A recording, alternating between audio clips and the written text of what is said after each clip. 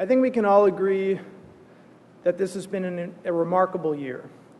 I'm 30 years old, and certainly in my lifetime, 2011 seems to be the year in which ordinary people have gotten involved in demonstrations and protests and attempts to change the world, unlike any other time I've been alive. I think it's a year that will go down in history with 1968 and 1989 and 1848 as one of these big revolutionary years.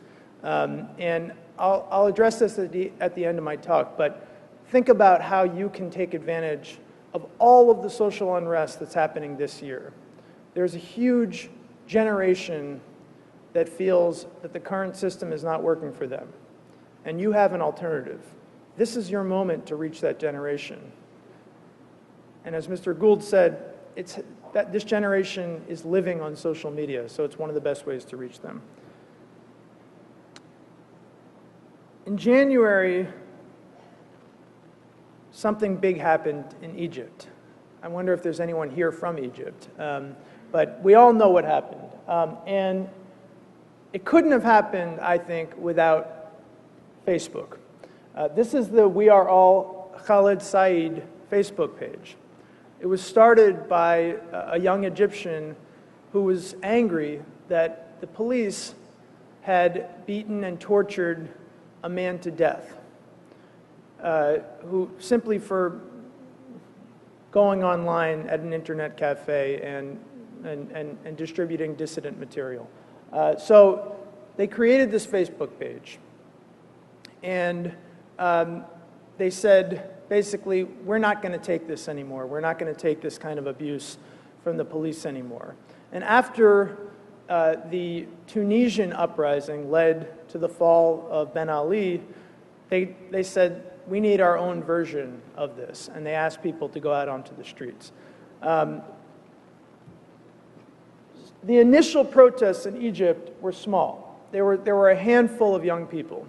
And I would argue that those people couldn't have even taken that first step to go out into the streets if it weren't for social networking. What Facebook and other social media allowed them to do was find one another.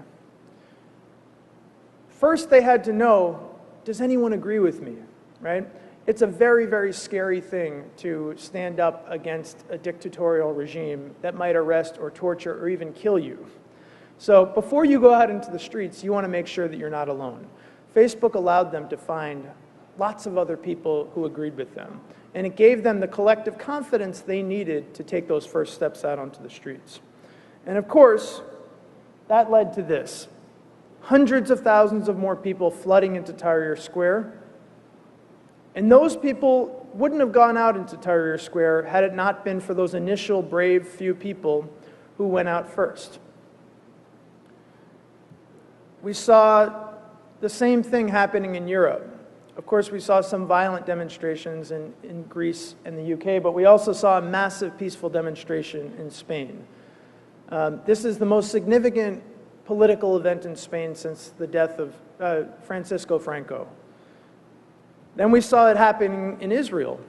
The largest protest in the history of Israel took place this summer. 500,000 people took part in this protest. And Israel's population is only, I think, 7 million. So that is a huge percentage of the population was involved in a protest movement. And of course, now we're seeing Occupy Wall Street and the global Occupy movement that has sprung up in response to what a generation feels is an unfettered power of the banks and our political leadership, which has allowed the financial system to put an entire generation in economic distress. I live in New York, and I was actually reporting for a newspaper, for a magazine from Zuccotti Park, which is where the initial protest started yesterday. The police swept the camp and removed all of the tents. But today, as I speak, one of the largest protests of the entire Occupy movement is happening right now. So these are world-changing events. And they all have one thing in common. They have two things in common. They were started by young people, and they were started by young people who used social media to get the message out and to spread these movements. Just a couple stats on social media. Facebook has 800 million people on it.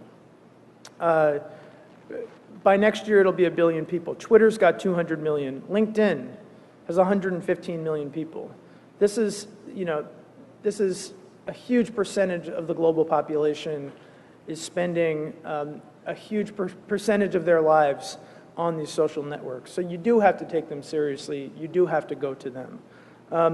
And why is this important? It's important because these technologies, this social media, empowers ordinary people. That's what all of these protests are showing all around the world. You don't have to be, the boss. You don't have to be a political leader. You don't have to be a member of the elite. You can be an ordinary person with an internet connection, and you can literally change the world.